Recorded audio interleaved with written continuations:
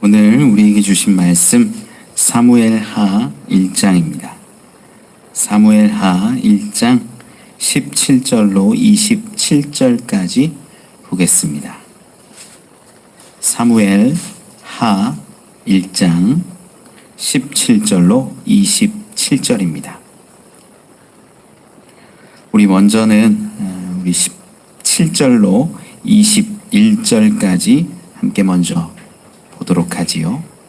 사무엘하 1장 17절로 21절의 말씀. 다윗이 이 슬픈 노래로 사울과 그의 아들 요나단을 조상하고 명령하여 그것을 유다 족속에게 가르치라 하였으니 곧 활 노래라. 야살의 책에 기록되었을 때 이스라엘아 내 영광이 산 위에서 죽임을 당하였도다. 오호라 두 용사가 엎드려졌도다.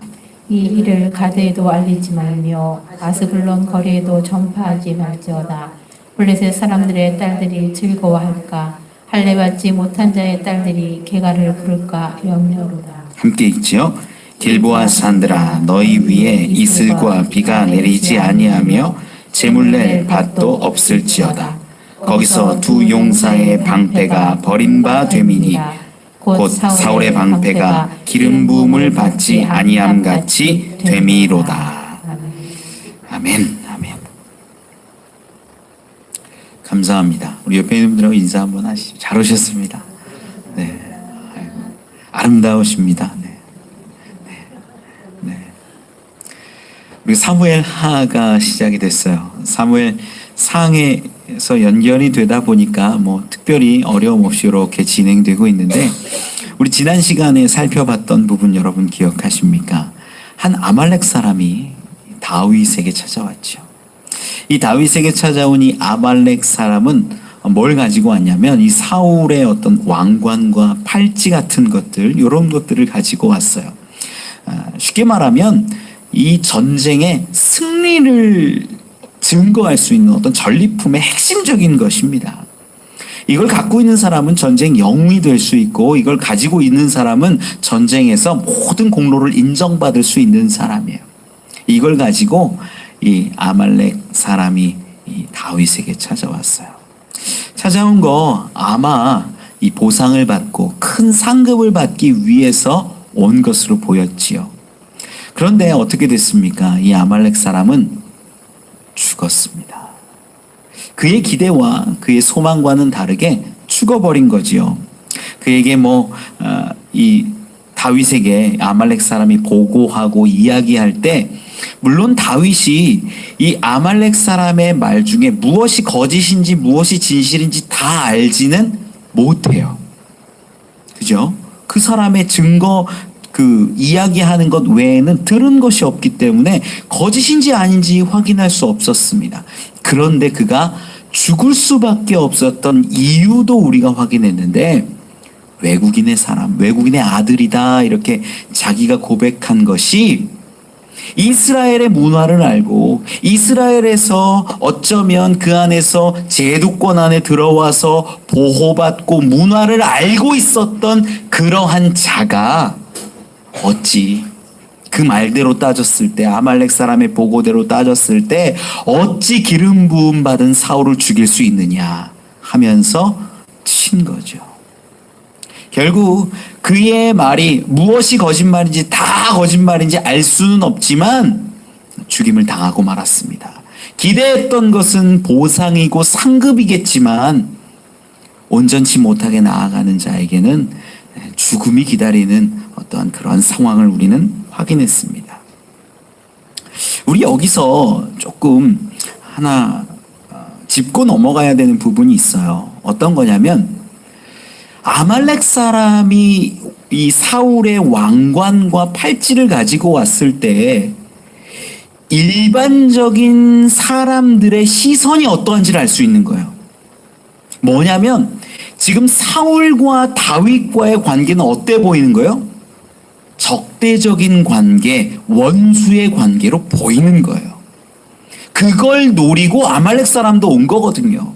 내가 이걸 가지고 사울의 죽음을 고하면, 심지어 내가 죽였다라고 하면 나에게 큰 상을 내리지 않을까. 이런 기대를 가지고 왔기 때문에 일반적인 시선은 지금 사울과 다윗이 적대적이고 원수되었다라는 시선을 갖는 것이 맞아요. 그런데 우리가 지난 시간에도 살펴봤지만 다윗이 어떻게 합니까?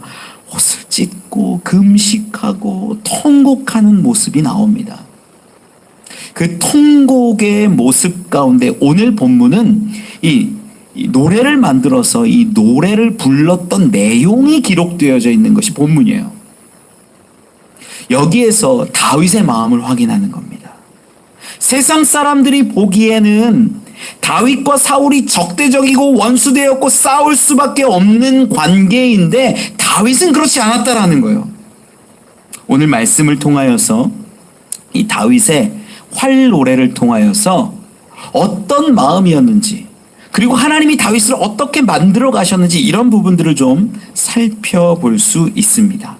오늘 본문으로 돌아와서 우리 17절, 18절 말씀 같이 한번 읽어보죠. 시작. 다윗이 이 슬픈 노래로 사울과 그의 아들 요나단을 조상하고 명령하여 그것을 유다 족속에게 가르치라 하였으니 곧 활 노래라. 야살의 책에 기록되었으되. 아멘. 이 노래로 사울과 요나단을 조상합니다. 조상한다라는 게 이제 쿤이라는 이제 히브리어를 쓰는데 애곡하는 거예요. 어떤 노래를 지어서 시처럼 이 곡조를 붙이고 글을 써가지고 거기에서 이제 통곡하며 불렀던 것으로 보입니다. 그런데 이 노래는요, 개인적인 통곡이 아니었어요. 왜 그러냐? 오늘 본문에서도 기록하지만 명령하여 그것을 누구에게 가르치라 그래요? 유다 족속에 가르치라 이래요. 지금 유다 족속에게는 그래도 영향력이 좀 있을 수 있거든요. 그러다 보니까 다윗이 이야기하는데 이거는 유다 족속을 대표로 하는 것이지만 누가 이 노래를 알아라 라고 말하는 거냐면 이스라엘아 너희가 이 노래를 알아라 라고 말하는 거예요. 이 개인적인 어떤 애곡이나 애통함을 담은 노래였다면 비통하고 슬퍼하는 것으로 끝날 수 있지만 이걸 누구에게 유다 족속에게 가르치고 이스라엘 족속들아 너희가 이 노래를 알아야 한다라고 말하는 거예요. 그리고 이 노래를 어떻게 기록하냐면 활노래라 이름을 했는데 야살의 책에 기록했다라고 성경은 쓰여져 있습니다. 이 야살이라는 단어는 라고 하는 건 뭐냐면 이스라엘의 역사 가운데 중요하다 여겨지는 것들을 이렇게 시가로 이렇게 기록해 놓은 것이 야살의 책이에요. 그래서 어떤 이게 옳다라고 보여지는 것들 정사처럼 이렇게 기록을 해서 남겨놓는 문헌입니다. 두루마리로 되어 있어요. 이 야살의 책에 기록한 것 지금 확인되지만 다시 한번 개인적인 통곡이나 애곡이 아니라 어떤 이스라엘이라는 나라의 역사적인 기록으로 등재하고 있다는 것을 우리는 알 수 있어요. 다시 그렇게 해라 요구하는 거, 명령, 그리고 그렇게 됐다라고 나중에 이 사무엘을 기록할 때 쓰여진 거예요. 우리는 다시 한번 확인하죠. 개인적인 애곡이 아니라 어떤 나라의 중요한 일로서 사울 왕과 그 왕자 요나단을 애곡하고 있다는 걸 확인해요. 그리고 이 노래 제목이 뭐라고 그러냐면 활노래라 이렇게 성경은 기록하죠. 활노래다라고 하는데 뭐 학자들이 이 부분을 연구를 많이 했는데 왜 활노래인지는 알 수 없어요. 추정하는 견해가 두 가지 정도는 있는데 두 가지가 뭐냐면 첫 번째는 이런 겁니다. 이 보통 활은요 그래도 좀 힘있고 능력 있는 아주 좋은 무기였어요 그 당시에. 그리고 사울 왕이 활에 맞아서 이제 큰 부상을 입고 죽어가게 되었고요. 또 활을 이 요나단 활을 잘 썼던 것으로 보여져요. 왜 그러냐면 이제 다윗을 도와줄 때 활을 이렇게 쏴가지고 이렇게 방향으로 쏘고 하는 그런 장면들 나오잖아요. 그러다 보니까 이때 요나단이 죽었을 때에도 활을 가지고 전쟁에 임했을 수 있다. 충분히 가능성이 있죠. 그러다 보니까 활 노래로 그 무기의 이름을 내서 이렇게 했을 수 있다라는 게 이제 첫 번째 견해예요. 두 번째 견해가 조금 더 지지를 많이 받고 있는데 두 번째 견해는 어떤 거냐면 왜 활 노래라 불렀냐면 이 당시에 지금 사울 왕하고 요나단이 죽었다라는 건 어떤 의미냐면 이스라엘이라는 나라가 망한 거예요. 이 당시에 왕과 그 첫째 아들 되는 그런 왕자가 죽었다라고 하면 그 민족이 끝난 거예요. 끝난 거. 완전히 끝나버린 거예요. 가능성조차도 없는 상태가 왕과 왕자가 죽은 거예요. 지금 이 사실을 알게 되면 어떤 마음이 들까요? 이스라엘 사람들은 두렵고 걱정되고 염려되고 어찌할 바를 모르고 지도자 없는 그런 양치처럼 이렇게 막 유리할 수밖에 없는 그러한 상황인 거예요. 그런데 전장에서 일반적으로 전쟁을 앞두고 있을 때 군대가 이렇게 진을 치고 있을 때 하는 노래 중에 하나가 활노래라는 게 있어요. 그러니까 어떻게 하는 거냐면 자기가 들고 있는 무기 있잖아요. 무기. 칼이 됐든 창이 됐든 활이 됐든 이런 걸 땅에다가 쿵쿵 찢는 거예요. 이걸 활노래라고 했어요. 그러면서 이게 사기를 북돋우는 거예요. 사기를. 이걸 이제 그 당시에 활노래라고 실제로 이름을 했거든요. 이게 뭐냐? 이 전장에서 싸우기 전에 막 이제 우리가 싸워야 한다. 우리 이겨야 된다. 지금도 군대 가면요. 훈련소 가면 가장 먼저 배우는 것 중에 하나가 뭐냐면 군가예요, 군가. 지금도 있나 모르겠어요. 10대 군가인가 7대 군가인가 그래가지고 군가를 막 배워요. 막 반동하고 막 군가 배워요. 군가를 배우는 이유가 놀랍게요. 막 힘든 그 상황에서 같이 노래를 부르잖아요. 희한하게 힘이 좀 나요. 그 당시에도 전장에서 활 노래를 통하여서 어떤 구심점 삼고 힘을 다시 회복하려는 어떤 모습들이 많이 있었다라는 거예요. 지금 이 노래를 유다족 속에 가르치고 이스라엘아 너희가 알아야 된다라고 하는 건 뭐냐면 왕을 잃은 상황. 나라가 지금 무너질 수밖에 없는 그러한 상황 가운데 너희가 구심점을 다시 잡아야 된다. 다시 노래를 부르면서 일어나야 한다. 다시 한번 회복해야 된다. 우리는 하나님의 백성이다라는 것을 알려주려면 뭔가 하나가 있어야 되는 거예요. 그것을 활노래를 지어 부르면서 어쩌면 이스라엘 족속을 다시 한번 회복하고 구심점 삼고 다시 마음을 잡아라라는 어떤 그런 마음으로 활노래를 지었을 것으로 추정합니다. 가능성은 있죠. 그런데 왜 활노래라 했냐? 알 수는 없어요. 우리가 약간 추정하는 수준이죠. 중요한 건 17절, 18절에서 우리가 확인하는 건 개인적인 어떤 안타까움으로 노래를 하고 애곡했던 게 아니라 나라적인, 역사적인 사건으로 지금 다윗은 해석하고 있다라는 거예요. 말씀을 좀 계속 살펴보죠. 우리 19절 말씀 읽어볼까요? 시작. 이스라엘아 내 영광이 산 위에서 죽임을 당하였도다. 오호라 두 용사가 엎드러졌도다. 아멘. 이 사울과 요나단을 이렇게 높이는 표현을 해요. 뭐라고 얘기하냐면 이스라엘아 내 영광이, 이 내 영광이 누굴까요? 사울과 요나단이에요. 두 용사 누굴까요? 이 사울과 요나단이에요. 내 영광이 엎드려졌고 두 용사가 엎드려졌다, 죽임당했다 이렇게 표현하면서 사울과 요나단을 굉장히 높여줍니다. 영광스럽게 여겨요. 우리가 요나단은 되게 멋있게 보잖아요. 우리 지금까지 강해를 쭉 이어오면 이제 요나단의 모습에 대해서 좀 그려져요. 요나단은 굉장히 멋있는 사람 중에 하나입니다. 그런데 사울 왕 하면 이미지가 어떠냐면 고집불통에 하나님 떠나고 사람들 두려워하고 이런 모습으로 보여져요. 그런데 다윗은요, 보편적으로 보는 그러한 시선과는 좀 다르게 이스라엘의 영광이라고 표현하고 있어요. 개인적인 감정을 철저하게 배제하고 바라보는 거예요. 제가 사울에 대해서 굉장히 안 좋게 여러 번 이야기를 했지만 이 사울이라는 사람을 좀 긍정적으로 한번 제가 표현해 보면 어떤 장면이 있냐면 성경 한번 찾아보죠. 사무엘상 23장 25절로 28절입니다. 사무엘상 23장 25절로 28절의 말씀 같이 한번 읽어보죠. 시작. 사울이 산 이쪽으로 가매 다윗에게 아뢰매 이에 다윗이 바위로 내려가 마온 황무지에 있더니 사울이 듣고 마온 황무지로 다윗을 따라가서는 다윗과 그의 사람들은 산 저쪽으로 가며 다윗이 사울을 두려워하여 급히 피하려 하였더니 이는 사울과 그의 사람들이 다윗과 그의 사람들을 애워싸고 잡으려 함이었더라. 전령이 사울에게 와서 이르되 급히 오소서 블레셋 사람들이 땅을 침노하나이다.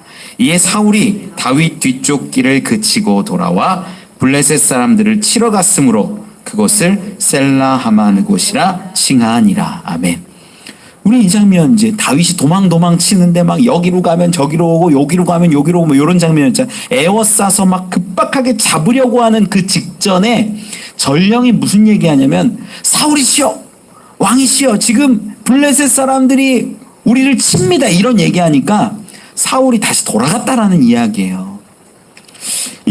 이걸 우리가 그때 이제 말씀을 나눌 때는 하나님이 은혜를 베푸셔서 다윗을 이렇게 놓게 하셨다라고 보았는데, 자, 객관적으로 사울의 모습을 한 번 더 조명해 보면 지금 내 앞에 사울 입장이에요, 여러분. 오해하시면 안 돼요. 사울 입장으로 내 개인적인 원수요, 복수해야 하고 내가 미워하는 그 사람을 앞에 두고 내 나라가 지금 침공을 당하면 뭘 먼저 하는 게 맞아요? 다윗을 내 개인적인 복수를 하는 게 맞을까요? 아니면은 나라를 지키는 게 맞을까요? 여러분 같으면 어떠세요? 나라를 지키는 게 맞아요? 맞아요. 그거 한 거예요. 사울이요, 개인적인 복수심에 불타올라서 그거 상관없어라고 말하고 다윗을 쫓은 게 아니라 객관적으로 보는 거예요. 지금 사울이 어디로 갔어요? 나라를 지키러 갔다라는 거예요. 만약에 정신이 획가닥 해가지고 나는 내 개인적인 복수가 우선이야 라고 그랬다면 다윗을 쳤겠죠. 끝까지. 그래서 사울을 이런 장면을 통해서 보면 사울이 어떤 사람인 걸 아냐면 굉장히 이성적인 사람이라는 걸 알 수 있어요. 그리고 나라를 지키는 거에 있어서 마음을 품고 있다라는 거예요. 성경을 이렇게 해석이 가능해요. 저는 지금 얘기 드리는 건 그거예요. 다윗이 왜 이스라엘의 영광이라고 이야기를 했냐면 자기의 개인적인 감정을 싹 내려놓고 사울을 보면 그래도 나라를 지키려고 애쓴 흔적들이 곳곳에 있다라는 거예요. 사무엘이 죽었을 때 어떻게 했습니까? 사무엘이 죽었을 때 그가 신접한 여인에게 찾아가가지고 몰래 이렇게 얘기하는 장면이 있었는데 신접한 여인이 두려워하는 장면이 있어요. 왜 그러냐면 사울 왕이 이 땅 가운데 박수와 신접한 여인들을 다 몰아내고 죽였기 때문이에요. 여러분 그 장면도 객관적으로 한번 보세요. 이스라엘이라는 나라 가운데 물론 사울이 잘했다라는 게 아니에요. 제가 잘했다라는 게 아니에요. 겉으로 드러나는 객관적인 모습들을 바라보면 그런 신접한 여인들이나 박수들을 몰아내는 거 잘한 거예요? 못한 거예요? 잘한 거예요. 그렇게 평가할 만한 여지들이 몇 군데 있는 것이 사실이에요. 지금 다윗은요 그런 걸 보고 있는 거예요. 내 개인적인 원수, 나를 죽이려 했고 나를 원수 삼았고 나의 대적이다라는 것을 보는 게 아니라 자기의 감정을 다 내려놓고 사울을 바라보았을 때 그가 이스라엘의 용사요 영광이었다라고 말하는 겁니다. 물론 이게 여러분들 우리가 사울에 대해서 여러 모습을 봤기 때문에 선뜻 이해되지는 않겠지만 다윗이 그렇게 표현한 거예요. 다윗이 자기의 모든 감정을 내려놓고 바라보는 것. 사울의 긍정적인 모습을 찾아냈던 거죠. 우리 말씀을 좀 계속 살펴보지요. 우리 20절 21절 말씀입니다. 오늘 본문 20절 21절 같이 읽어보죠. 시작. 이 일을 가드에도 알리지 말며 아스글론 거리에도 전파하지 말지어다. 블레셋 사람들의 딸들이 즐거워할까? 할례받지 못한 자들의 딸들이 개가를 부를까 염려로다.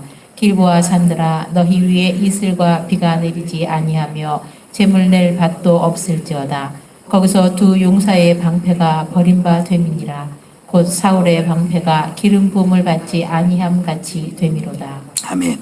이 일을 가드에게도 알리지 말고 아스글론 거리에도 전파하지 말라. 이게 이제 블레셋 지역을 이야기하는데 그 지역에 왜 전하지 말라라고 이야기하냐면 거기에서 이미 지금 사울 왕이 죽고 요나단이 죽으면요, 뭐 갑옷 같은 거, 투 같은 거 가지고 가서 이제 전리품을 다 삼았을 거예요. 그러면 이미 블레셋 지역에는 사울이 죽었다, 요나단이 죽었다, 왕을 죽였고 우리가 승리했다라는 이야기가 다 퍼집니다. 자연스럽게 나오는 게 뭐냐면 블레셋 여인들이 기뻐하는 거예요. 야, 우리가 승리했다. 그런데 다윗은요, 그게 보고 싶지 않은 거예요. 그게 싫은 거예요.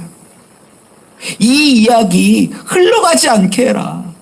이스라엘의 영이 죽고 용사가 죽고 영광이 죽어나간 이 모습, 다른 사람들이 조롱하며 노래하고 기뻐하는 그 꼴 내가 못 보겠다라고 이야기하는 거예요. 진심이 느껴지는 거죠. 그냥 다윗은요, 안타깝다 뭐 이렇게 피상적으로 드러나는 조문을 한 게 아니라, 노래한 게 아니라 정말 마음으로부터 우러나온 안타까움과 슬픔이 있었다라는 거예요. 다른 블레셋 사람들이 사울을 조롱하고 요나단을 조롱하면서 노래하는 그 장면, 나는 그 꼴 못 보겠다라는 거예요. 그리고 저주하는 내용이 21절에 기록되는데, 길보아 산을 저주하고 사울의 방패를 저주합니다. 이 부분을 보면서 우리가 한 가지 조금 알 수 있는 게 어떤 거냐면, 극심한 슬픔과 아픔에 처해 있을 때 많은 사람들이 하나님께 원망하는 경우들이 많아요. 하나님, 어떻게 이렇게 하십니까? 하나님, 왜 이렇게 하십니까? 제 인생 가운데, 저희 가정 가운데, 내 삶 가운데, 자녀 가운데 왜 이런 어려움을 주십니까? 납득할 수가 없습니다. 하나님 인정할 수가 없습니다. 이게 점점 심해지면요, 어디까지 가냐면 하나님에게 원망하고 하나님에게 책임을 묻는 것까지 넘어가는 일들이 있어요. 그런데 다윗은요, 그걸 지금 안 하는 거예요. 여러분, 여기서 아주 중요한 거 하나를 얻을 수 있죠. 우리의 슬픔과 아픔과 어려운 상황에서 하나님께 원망하고 하나님께 책임을 돌릴 수 있지만, 다윗은 뭐 했냐면 그렇게 하지 않았다라는 거예요. 길보아 산에게, 사울의 방패에게 오히려 저주하고 저들이 잘못했다라고 이야기하는, 의인화한 거긴 하지만 그렇게 얘기하는 거예요. 여기서 분명히 알 수 있어요. 하나님을 저주하고 하나님을 원망하지 않았다라는 거예요.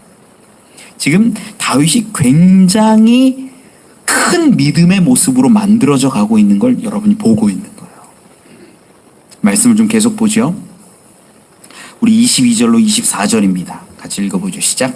죽은 자의 피에서 용사의 기름에서 요나단의 활이 뒤로 물러가지 아니하였으며 사울의 칼이 헛되이 돌아오지 아니하였도다. 사울과 요나단이 생전에 사랑스럽고 아름다운 자이러니 죽을 때에도 서로 떠나지 아니하였도다. 그들은 독수리보다 빠르고 사자보다 강하였도다. 이스라엘 딸들아, 사울을 슬퍼하여 울지어다. 그가 붉은 옷으로 너희에게 화려하게 입혔고 금노리개를 너희 옷에 채웠도다. 아멘. 죽은 자의 피, 용사의 기름, 이 블레셋을 의미하는 것들입니다. 이 블레셋 앞에서 요나단의 활이 뒤로 가지 않았고, 또 사울의 칼이 헛되게 뒤로 물러서지 않았다. 이 두 용사는, 이스라엘의 영광들은 싸움 앞에서 끝까지 싸웠고 죽었을 것이다 라고 이야기하는 거예요. 죽었다라고 이야기하는 거죠. 이들의 죽음은 개인적으로는 아프고 힘든 모습이지만 이스라엘이라는 나라를 위해서 죽은 것으로 드러내요. 그게 24절에 있는 표현과 연결이 되는 겁니다. 24절에 이렇게 기록합니다. 이스라엘 딸들아, 사울을 슬퍼하며 울지어다. 그가 붉은 옷으로 너희에게 화려하게 입혔고 금노리개를 너희 옷에 채웠도다. 사울이, 요나단이 어떻게 했냐면 나라를 부요하게 하고 부강하게 했다라는 거예요. 이 당시 붉은 옷은요, 염색한 옷이에요. 채색 옷이에요. 굉장히 값비싼 거예요. 그런 옷들을 너희에게 줄 수 있는 건, 나라를 부요하게 하고 부강하게 한 게 사울이다라고 드러내는 거예요. 그가 나라를 위해서 싸움에 물러서지 않고 끝까지 싸웠고 그 자리에서 죽었다라고 선포하죠. 23절은 사울과 요나단의 그 부자지간의 어떤 모습, 사랑의 모습, 서로 함께하는 그 모습, 그것을 이야기합니다. 사울에 대해서, 요나단에 대해서 굉장히 높여주고 있는 표현들이에요. 마지막으로 우리 25절에서 27절까지 같이 읽어보죠. 시작. 오호라, 두 용사가 전쟁 중에 엎드러졌도다. 요나단이 내 산 위에서 죽임을 당하였도다. 내 형 요나단이여, 내가 그대를 애통함은 그대는 내게 심히 아름다움이라. 그대가 나를 사랑함이 기이하여 여인의 사랑보다 더하였도다. 오호라, 두 용사가 엎드러졌으며 싸우는 무기가 망하였도다 하였더라. 아멘.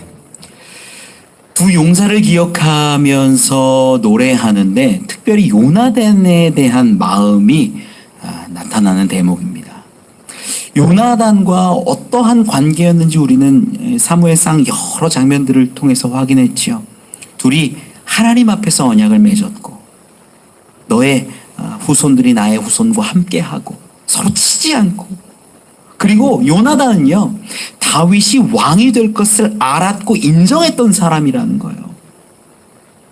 그런 모습을 다윗도 은혜를 받았기 때문에 기억하고 마지막에 고백하는 것이지요. 근데 때로는 이 부분을 놓고 이 퀴어 신학이라고 해요. 동성애론자들이 야, 다윗과 요나단이 이렇게 막 여인이 알 수 없는 그러한 신비한 사랑을 했다라고 하는데 아니에요. 굉장히 화가 나는 대목이죠. 여기는요, 하나님의 이름으로 언약을 맺었던 자들이 무슨 동성애를 한다라는 표현을 합니까? 그 있을 수가 없는 말이에요. 이들은요, 신명기의 말씀을 알고 레위기의 말씀을 아는 자들이기 때문에 그럴 가능성은 없다라고 보셔도 됩니다. 하나님의 이름 앞에서 언약하고 이해하고 사랑하는 그러한 깊은 사랑을 의미하는 것입니다. 그리고 이 고백을 통하여서 요나단을 마지막까지 높여주고 내 형이라 고백하면서 애틋함을 표현하고 있죠. 실질적으로는 아마 다윗하고 요나단의 나이 차이는 아버지와 아들뻘 정도 되는 굉장한 나이 차이입니다. 이런 것들을 보면 이 다윗이 요나단을 정말 의지했고 사랑했고 그랬다라는 것을 알 수 있어요. 자, 여기까지가 이제 내용을 우리가 쭉 활 노래에 대한 내용들을 한번 살펴봤어요. 그러면 여기서 활 노래의 내용은 이해를 했는데, 그러면 다윗은 이 노래를 부르고 가르치고 이 노래를 야살의 책에 기록하고 이렇게 했는데 이것이 진심이었냐 아니면 가짜였냐, 이거 한번 살펴보면 좋을 것 같아요. 여러분, 아까 서두에 말씀드렸지만 아말렉 사람을 비롯하여서 수많은 일반적인 시선은 사울과 다윗이 대적이에요. 원수예요. 싸울 수밖에 없고 서로 죽일 수밖에 없는 그러한 관계처럼 여겨졌어요. 그래서 아말렉 사람들도 왔던 거 아닙니까? 어떻게 하면 내가 보상받을까? 그런데 오늘 본문에 보면요, 이 노래를 읽다 보면요, 그렇지 않다라는 걸 알 수 있어요. 여러분, 실제로 어떤 학자 중에는 이렇게 표현합니다. 다윗이 가식적으로 위선적으로 어떤 대중들의, 국민들의, 민족의 마음을 얻기 위해서 사울 왕을 이렇게 높인 것이다라고 보는 학자들도 있어요. 그런데 지금 이미 나라는 풍비박산 났고 아무것도 기대할 수 없는, 소망 없는 그 시대 가운데 이 죽은 왕을 온전히 높여주고 노래한다라는 거, 쉽지 않은 거죠. 그냥 단순히 내가 왕이 되고자 하는 마음으로 이렇게 했을까요? 저는 그렇게 보지 않습니다. 왜 그러냐? 지금 이 노래가 불려지는 시점이 아말렉 사람이 와서 알게 된 이후의 노래거든요. 한 3, 4일 전에 무슨 일이 있었냐면 아말렉 사람들을 다 쳤을 때 여러분 기억하실 거예요. 사무엘상에 보면 기록하죠. 사무엘상 30장 한번 살펴볼까요? 30장 23절입니다. 사무엘상 30장 23절 말씀 같이 한 번만 읽어보죠. 시작. 다윗이 이르되 나의 형제들아, 여호와께서 우리를 보호하시고 우리를 치러 온 그 군대를 우리 손에 넘기셨은즉 그가 우리에게 주신 것을 너희가 이같이 못하리라. 아멘. 이 승리가 누구에게서 보호받고 누구에게서 주신 승리인 거예요? 하나님이 주신 거예요. 여호와께서 우리를 보호하셨고 우리에게 승리를 주셨다라고 고백하는 다윗을 지금 우리는 보고 있어요. 그리고 한 3, 4일 있다가 이 사울과 요나단의 죽음을 알고 나서 자기의 어떤 유익이나 자기의 이익을 위해서 했을까? 아니라는 거예요. 상황상 하나님을 높이고 하나님이 행하셨다라는 것을 고백하는 그가 어찌 갑자기 자기의 유익을 드러내고 자기의 소망을 가지고 막 이렇게 정치적인 일들을 할까요? 아니라는 거예요. 이 야살의 책에 기록된 활노래는요, 다윗의 진심이었던 것으로 보는 게 옳습니다. 그러면 여기서 우리가 알 수 있는 게 있어요. 어떻게 이렇게 바뀌었을까? 세상 모든 사람들은 다윗과 사울을 대적으로 보고 원수를 보는데 다윗은 어떻게 마음이, 삶이, 생각이 이렇게 바뀌어서 애곡하고 조상하는 노래를 부를 수 있었을까? 이게요, 하나님이 다윗을 만들어가는 과정에서 그가 훈련받고 연단받았기 때문이라는 거예요. 여러분, 이 장면들을 좀 볼 수 있어요. 이 노래를 보면서 원수된 자 같은 그를 정말 애곡하고 사랑하고 높여주고 있는 그 고백을 통하여서 다윗의 진짜 마음을 알 수 있다라는 거예요. 개인적인 모든 것들을 다 내려놓고 그 인생을 바라보았을 때 안타까움도 있고 속상함도 있고 눈물 나는 모습들이 막 있는 거예요. 여러분, 하나님이 이 다윗을 어떻게 연단시키십니까? 막 분노케 하실 때도 있었고 창피하게 하실 때도 있었고 어려운 상황 가운데도 있게 하셨고 도망가고 싶을 때도 있게 하셨고 사람들이 대적해서 부하들이 대적해서 막 치려는 그런 모습들까지도 있었고 너무나 많은 사건 상황들이 있었어요.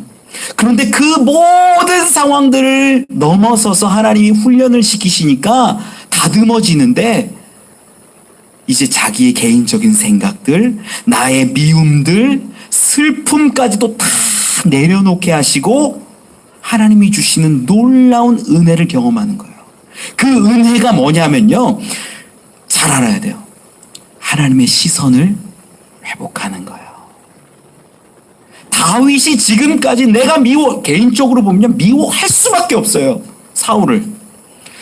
제가 만약에 다윗의 위치였잖아요. 전 다윗처럼 못했을 것 같아요. 이 솔직한 고백이에요. 그런데 다윗은 어떻게 그렇게 할 수 있었냐? 하나님이 만드시고 연단하시고 훈련하시고 빚으시니까 그의 마음을 다 내려놓고 사울을 바라볼 때 이스라엘의 영이라고 영광이라고 고백하면서 그 인생을 슬퍼할 수 있게 되었다라는 거예요.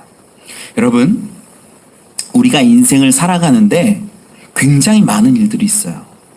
마음 아프고 힘들고 슬퍼하고 눈물 짓게 되고, 심지어 교회 안에서도 마찬가지예요. 여러분, 교회 안에서 똑같아요. 교회 안에서 내가 싫어하는 사람 있을 수 있어요. 원수같이 여기는 사람 있을 수 있어요. 아유, 뭘 그냥 말도 안 하면 됐지 뭐, 얘기 안 섞으면 되지 뭐, 까짓거 뭐 안 보면 그만이지. 우리같이 작은 교회 좀 덜한데 큰 교회는요, 얼굴 몰라도 상관없어요. 교회 생활 하는데 아무 문제 없어요. 아, 나랑 안 맞아 저 사람, 그냥 그 사람 알아서 하라 그래. 나는 알아서 할게. 마치 관계없는 사람처럼 살아갈 수 있어요. 여러분, 그런데 진짜 신앙이라는 건, 훈련받는 신앙이라는 건, 연단하고 단련받는 신앙이라는 건 그 내 시선들을 다 내려놓고 원수로 바라보고 미워함으로 바라보고 나와 관계없는 것으로 바라보던 모든 시선들을 내려놓고 하나님의 시선으로 바라보게 되는 거예요. 지금 다윗이 그러한 시선으로 사울을 보고 있는 겁니다. 우리는 어떠냐라는 거예요. 우리는 미워할 사람 그냥 미워하잖아요. 심지어 마음 상해가지고 내가 그냥 혹시 내가 무슨 영화를 누리겠다고 교회에서 이런 안 좋은 얘기 듣고 속상한 마음 들고 이러면서 싸우면서 교회 신앙생활 하냐?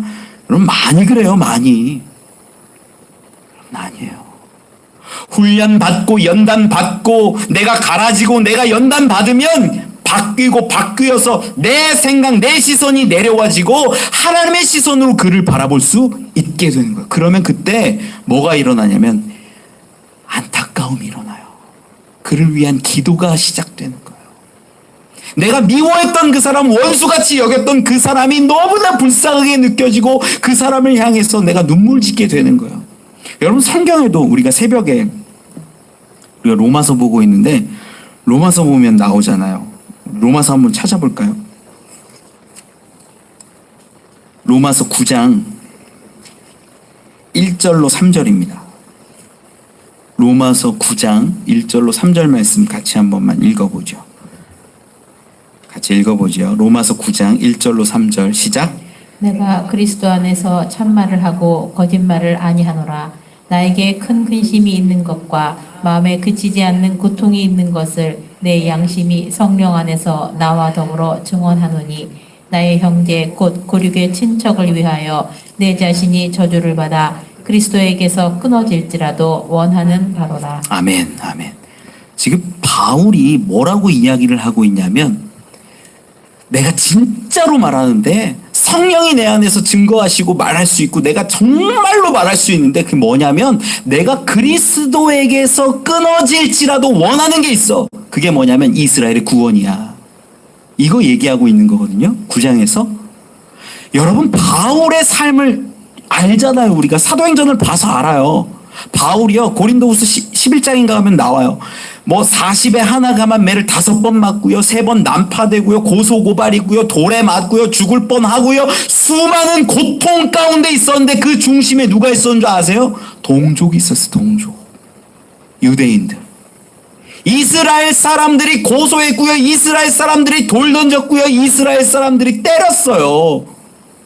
그런데 바울이 지금 로마서 9장 1절에서 3절 읽어보니까 내가 죽더라도, 내가 그리스도에게서 끊어지더라도 이스라엘이 구원받기를 원한다. 여러분, 지금 이게 보이세요? 지금 바울의 마음하고 다윗의 마음이 놀랍게 일치하고 있는 걸 보이세요? 나를 원수처럼 여기고 나를 죽이려고 하고 나에게 대적하는 그들을 위해서 내가 죽어도 괜찮은데 저들 좀 살았으면 좋겠다. 저들이 불쌍하다, 저들을 안타까워하고 있는 그 모습 보이세요? 두 개가 똑같다라는 거예요. 여러분, 여기서 확실해지죠. 하나님이 연단하시는 인생은요, 동일해요. 내 시선으로 바라보는 게 아니라 하나님의 시선으로 바라볼 수 있게 되는 거예요. 여러분, 신앙생활 오래 했다고 그게 되는 게 아니에요. 교회 생활 오래 했다고 집사, 권사, 장로 됐다고 그게 되는 게 아니에요. 뭐냐면 하나님의 뜻을 바라보면서 걸어가는 사람. 내 삶에서 가시가 다가오고 아픔이 다가오고 눈물이 다가오지만 그럼에도 불구하고 하나님의 뜻을 바라보면서 걸어가는 사람에게 주시는 놀라운 영광이라는 거예요. 저는 여러분들이요, 하나님의 시선을 회복했으면 좋겠어요. 내 눈으로 봤을 때는 미운 사람이 맞아요. 맞아요. 저도 그래요. 저도 그게 잘 안 벗어져서 힘들 때가 있어요. 속상하게 하는 사람, 힘들게 하는 사람 있지 왜 없어요. 그런데 이 놀라운 비밀을 알게 되면요, 어떤 시선을 자꾸 연습하게 되냐면 하나님의 시선을 연습하는 거예요. 하나님이 저 인생을 바라볼 때 어떻게 보실까? 하나님이 저 영혼을 바라볼 때 어떻게 보실까? 그걸 알게 되면 눈물이 나오는 거예요. 기도하게 되는 거예요. 불쌍해지는 거예요. 나에게 돌을 던지고 나에게 칼을 들이대는 그 사람도 안타까워지는 거예요. 여러분, 우리는 이제 내가 신앙생활하고 내가 노력하는 그걸 이제 벗어날 때가 됐어요. 이제 슬슬 하나님이 주시는 것, 하나님이 보게 하시는 것, 하나님이 주시는 뜻으로 살아가야 된다는 거예요. 여러분, 내 중심으로 신앙생활하는 게 아니라 하나님이 주시는 것으로, 하나님께 연단받는 삶으로 그렇게 살아가셨으면 좋겠어요. 말씀을 좀 정리합니다.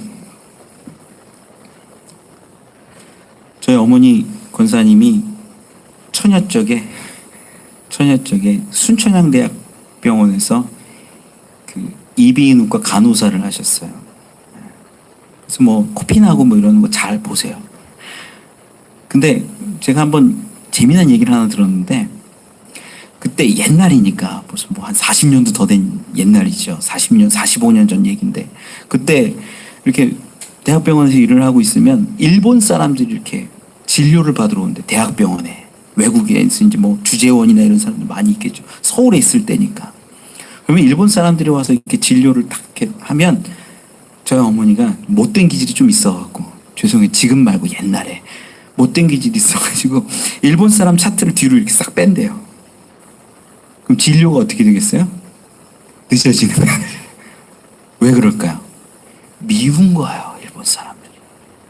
우리나라 사람들 그거 약간 있거든요. 일본 사람, 실제로 일본 사람들하고 만나가지고 대화도 별로 안 해봐놓고 괜히 일본 하면 약간 미워하는 그런 감정들이 우리 안에 있어요. 저도 있어요. 제가 일본 사람한테 뭐 얼마나 뭘 당했겠어요. 물론 역사를 보면 그렇지만 제가 직접 당한 거 없잖아요. 여러분들 막 직접 당한 거 그렇게 많지 않을 거예요, 지금 세대는. 그런데 괜히 미워요. 저희 어머니 권사님 뒤로 막, 그럼 왜 안 되냐고, 그러면 다른 사람, 늦게 온 사람이 막 진료받는데 왜 안 되냐고 그러면 막 기다리라고 화내고 막 그렇게 잡아주면 되고 막 세게 잡는데요. 저희 어머니가 하는 얘기가, 또 잡아줘야 되는데 세게 잡고 꼬집듯이 막 하고 막 그런다는 거예요. 일본 사람들이 미워서.